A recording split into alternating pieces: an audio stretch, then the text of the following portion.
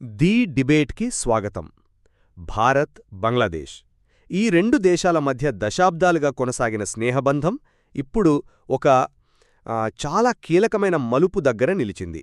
ఇటీవలి విద్యార్థి ఉద్యమం కారణంగా షేక్ హసీనా ప్రభుత్వం కూలిపోయిన తర్వాత ఢాకా వీధుల్లోనే కాకుండా రెండు దేశాల దౌత్య సంబంధాల్లో కూడా ఒక రకమైన అశాంతి నెలకొంది. నిజమే, ఒక రకమైన గందరగోళం కనిపిస్తోంది. అవును. ఈ సంక్లిష్ట పరిస్థితిని అర్థం చేసుకోవడానికి మనం రేపటి కోసం దినపత్రికలో పెద్దాడ నవీన్ గారు రాసిన వ్యాసంలోని విశ్లేషణను ఆధారంగా తీసుకుందాం. అసలు ప్రశ్న ఇదే: బంగ్లాదేశ్లో పెరుగుతున్న భారత వ్యతిరేకత, ముఖ్యంగా విద్యార్థి ఉద్యమకారులు హదీ, దీపుల మరణాల తర్వాత మనపై వస్తున్న ఆరోపణల నేపథ్యంలో భారత ప్రభుత్వం పాటిస్తున్న మౌనం ఒక వ్యూహాత్మక సంయమనమా, లేక ఏమీ చేయలేని నిస్సహాయత? నేను ఈ మౌనాన్ని పొరుగు దేశంతో సంబంధాలను కాపాడుకోవడానికి అవలంబిస్తున్న ఒక ఆచితూచి అడుగుగా, ఒక వ్యూహంగా భావిస్తున్నాను. క్షమించండి కాని నేను మీతో పూర్తిగా విభేదిస్తున్నాను. దీన్ని వ్యూహం అనడమంటే అది మనల్ని మనం మోసం చేసుకోవడమే. ఇది మన జాతీయ ప్రయోజనాలకు, మన భద్రతకు, అన్నింటికన్నా ముఖ్యంగా బంగ్లాదేశ్లో భయంతో బతుకుతున్న మైనారిటీల భద్రతకు తీవ్రమైన హాని తలపెట్టే నిస్సహాయతే తప్ప మరొకటి కాదు. నేను మీ ఆందోళనను అర్థం చేసుకోగలను, కాని మనం దీన్ని ఒక విస్తృత కోణంలో చూడాలి. భారతదేశం ప్రదర్శిస్తున్నది వ్యూహాత్మక మౌనం, అంటే దీన్నే స్ట్రాటజిక్ పేషెన్స్ అంటారు. చూడండి, బంగ్లాదేశ్లో ఇంకా స్థిరత్వం రాలేదు. అక్కడ కొత్తగా వచ్చిన తాత్కాలిక ప్రభుత్వం కూడా అన్ని వర్గాల ఆమోదం పొందలేదు. ఇలాంటి అస్థిర పరిస్థితుల్లో మనం ఆవేశంగా స్పందిస్తే అది అక్కడున్న భారత వ్యతిరేక మత ఛాందసవాద శక్తులకు ఆజ్యం పోసినట్టవుతుంది. వాళ్లు మన ప్రతిస్పందననే సాకుగా చూపి ప్రజలను మనకు వ్యతిరేకంగా మరింత రెచ్చగొడతారు. కాబట్టి దౌత్య మార్గాలను తెరిచి ఉంచుతూ పరిస్థితిని జాగ్రత్తగా గమనించడం ప్రస్తుతానికి ఇదే అత్యంత వివేకవంతమైన చర్య. ఇది దీర్ఘకాలిక ప్రయోజనాలను దృష్టిలో పెట్టుకుని తీసుకున్న నిర్ణయం. మీరు దౌత్య మార్గాలు తెరిచి ఉంచడం అంటున్నారు, కాని వాస్తవంలో ఏం జరుగుతోంది? మన మౌనాన్ని వాళ్లు మన బలహీనతగా అపర్థం చేసుకుంటున్నారు. బంగ్లాదేశ్ వీధుల్లో భారత్ వ్యతిరేక నినాదాలు మారుమోగుతున్నాయి. మన జెండాలను తగలబెడుతున్నారు. హిందువుల ఇళ్లపైన, వారి వ్యాపారాలపైన దాడులు జరుగుతున్నాయి. ఇవన్నీ జరుగుతుంటే మనం కేవలం పరిస్థితిని గమనిస్తున్నాం అని చెప్పడం ఎంతవరకు సమంజసం? విద్యార్థులు హదీ, దీపుల మరణాలకు భారత అనుకూల వర్గాలే కారణమంటూ వారి తాత్కాలిక ప్రభుత్వం బహిరంగంగా సిగ్గులేకుండా ఆరోపణలు చేస్తుంటే వాటిని మనం గట్టిగా ఖండించలేకపోతున్నాం. ఈ చేష్టలుడిగి చూడటాన్ని వ్యూహమనలేం. ఇది స్పష్టంగా మన పలుకుబడిని మనమే తగ్గించుకుంటున్నామని చెప్పడానికి ఒక నిదర్శనం. ఇది మన భద్రతా వర్గాల్లోనే తీవ్రమైన ఆందోళన కలిగిస్తోంది. మీరు ప్రస్తావించిన అంశాలు తీవ్రమైనవే, కాదనను. కాని ప్రతి ఆరోపణకు మనం వీధి రౌడిల్లా స్పందించలేం కదా. దౌత్యమనేది ఒక చదరంగం లాంటిది. కొన్నిసార్లు ఒక్క అడుగు కూడా వెయ్యకుండా ఎదుటివారిని కట్టరి చెయ్యొచ్చు. బంగ్లాదేశ్ విదేశాంగ శాఖ చేస్తున్న ఘాటు వ్యాఖ్యలకు మనం కూడా అదే స్థాయిలో బదులిస్తే అది వాళ్లు కోరుకున్నట్టే ఒక ఘర్షణ వాతావరణాన్ని సృష్టిస్తుంది. అప్పుడు అసలు సమస్య పక్కకు పోయి భారత్, బంగ్లాదేశ్ గొడవగా మారిపోతుంది. దానివల్ల అంతిమంగా నష్టపోయేది మనమే. దశాబ్దాలుగా మనం నిర్మించుకున్న సంబంధాలు దెబ్బతింటాయి. అందుకే సంయమనం పాటిస్తూ తెరవెనక మార్గాల ద్వారా మన అభ్యంతరాలను, మన ఆందోళనను వారికి గట్టిగా తెలియజేయడమే సరైన పద్ధతి. మీరు చెప్పే ఆ తెరవెనుక దౌత్యం ఫలితాలనిస్తున్నట్టు ఎక్కడ కనిపించటం లేదు. దానికి ప్రత్యక్ష ఉదాహరణ మాజీ ప్రధాని షేక్ హసీనాను అప్పగించాలనే వారి డిమాండ్. ఇది ఎంత అసంబద్ధమైన డిమాండో మనందరికీ తెలుసు. అయినా వాళ్లు అంత ధైర్యంగా ఆ డిమాండ్ను మన ముందు పెట్టారంటే మన మౌనం వారికి ఎంత ధైర్యాన్నిస్తోందో అర్థం చేసుకోవచ్చు. ఈ విషయంలో మన ప్రభుత్వం ఇప్పటికీ ఒక స్పష్టమైన వైఖరి తీసుకోలేక తడబడుతోంది. ఇది వ్యూహమెలా అవుతుంది? గించారన్న డిమాండ్ను తిరస్కరించడం భారతదేశ సార్వభౌమ నిర్ణయం. ఇందులో రెండో మాట లేదు. ఆమె మన దేశానికి చిరకాల మిత్రురాలు. అంతకు మించి రాజకీయ కారణాలతో ఆశ్రయం కోరిన వారిని వెనక్కి పంపడం మన విదేశాంగ విధానంలో లేదు. ఇది కేవలం హసీనాకు సంబంధించిన విషయం కాదు. ఇది నాన్ రిఫ్యూల్మెంట్ అనే ఒక అంతర్జాతీయ సూత్రానికి కట్టుబడి ఉండడం. ఇది మన విదేశాంగ విధానానికి ఒక మూలస్తంభం లాంటిది. ఈ ఒక్క విషయంలో మనం ఒత్తిడికి లొంగితే రేపు నేపాల్, మయన్మార్, శ్రీలంకతో మన సంబంధాలలో కూడా ఇదొక ప్రమాదకరమైన ఉదాహరణగా నిలుస్తుంది. మన పొరుగుదేశాలలోని రాజకీయ ఆశ్రితులకు మనమిచ్చే భరోసాను ఇది పూర్తిగా దెబ్బతీస్తుంది.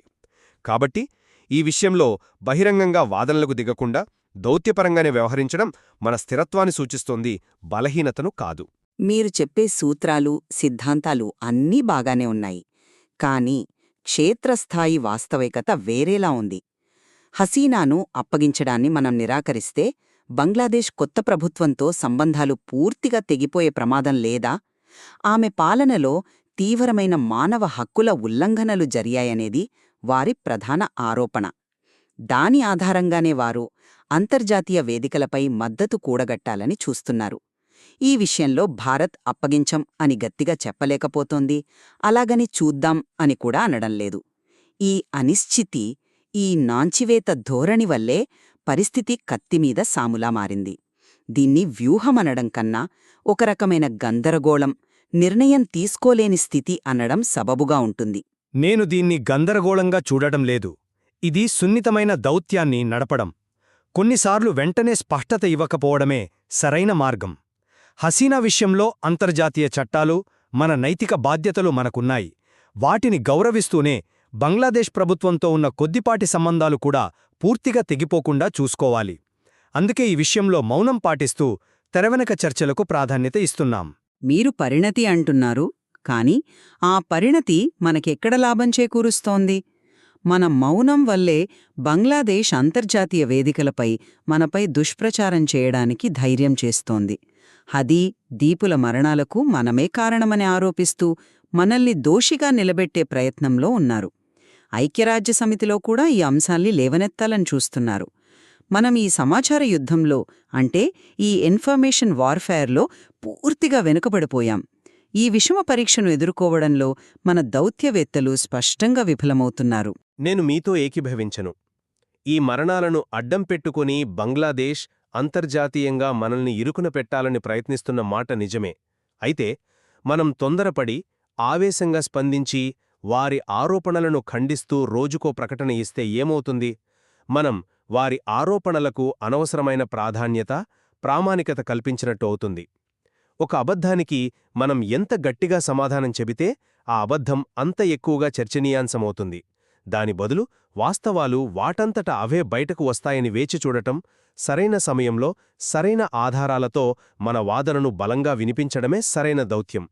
అంతర్జాతీయ సమాజానికి కూడా బంగ్లాదేశ్లోని పరిస్థితులు, ఆ ఆరోపణల వెనుక ఉన్న రాజకీయ ఉద్దేశాలు తెలియవని మనం అనుకోకూడదు.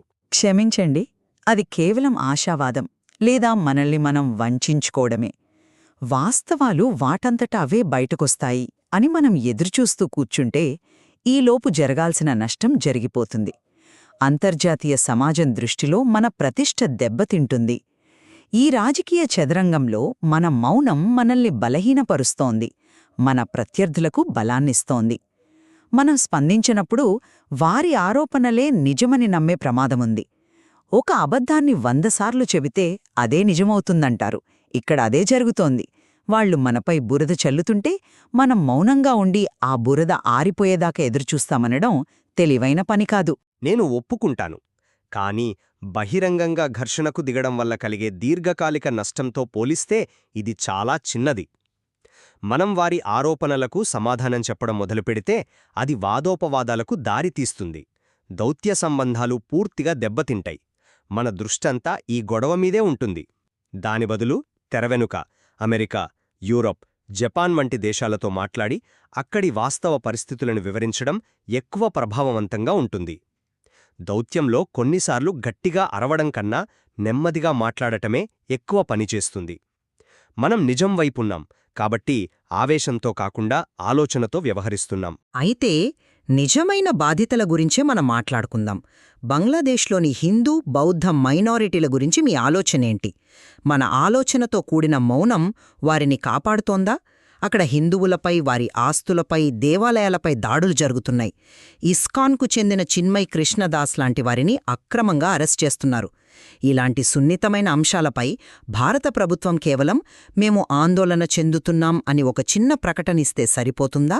మన మౌనం అక్కడి మైనారిటీలకు ఎలాంటి సందేశాన్ని పంపుతోంది?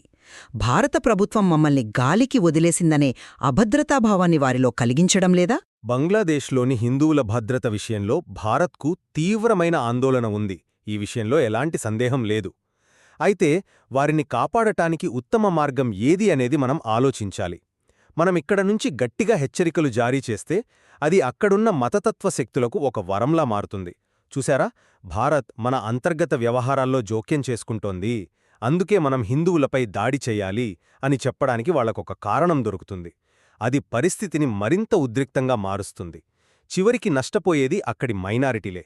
అందుకే బహిరంగ ప్రకటనల ద్వారా కాకుండా దౌత్య మార్గాల ద్వారా కొత్త ప్రభుత్వంపై గట్టిలా ఒత్తిడి తేవడం, అంతర్జాతీయ మానవ హక్కుల సంస్థల ద్వారా ఈ అంశాన్ని లేవనెత్తడం ఎక్కువ ప్రభావవంతంగా ఉంటుంది. వారి భద్రతకే మన మొదటి ప్రాధాన్యత, రాజకీయ ప్రదర్శనకు కాదు.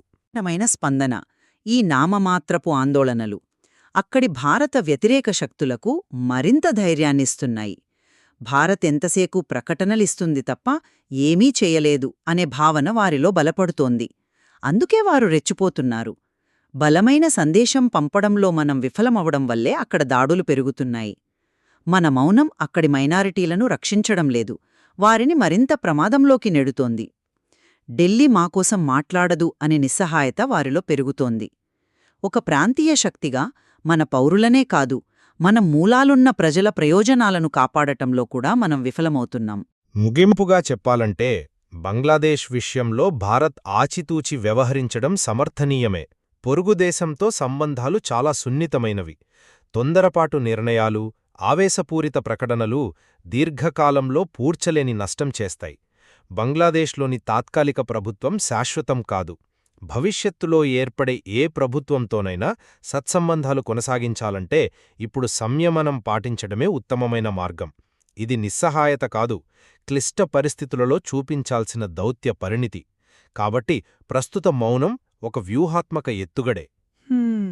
మీరు చెప్పే వ్యూహం వల్ల బంగ్లాదేశ్లో మన పలుకుబడి రోజురోజుకు తగ్గుతోంది.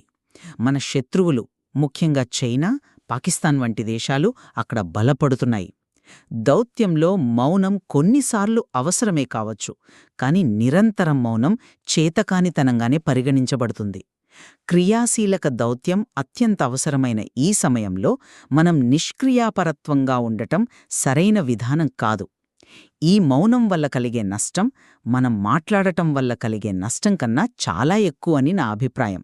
ఇది స్పష్టంగా మన బలహీనతను, నిస్సహాయతను ప్రదర్శిస్తోంది. ఈ చర్చను బట్టి చూస్తే భారత్-బంగ్లా సంబంధాలు ఒక చారిత్రక సంధిదశలో ఉన్నాయని స్పష్టమవుతోంది. భారత ప్రభుత్వం అనుసరిస్తున్న విధానం సరైనదా కాదా, అది వ్యూహమా లేక నిస్సహాయత అన్నది భవిష్యత్ పరిణామాలే నిర్ణయిస్తాయి. పెద్దాడ నవీన్ గారి వ్యాసంలో ప్రస్తావించినట్టు ఈ అంశంలో ఇంకా లోతుగా విశ్లేషించడానికి, చర్చించడానికి చాలా ఉందని తెలియజేస్తూ ఈనాటి చర్చను ముగిస్తున్నాం.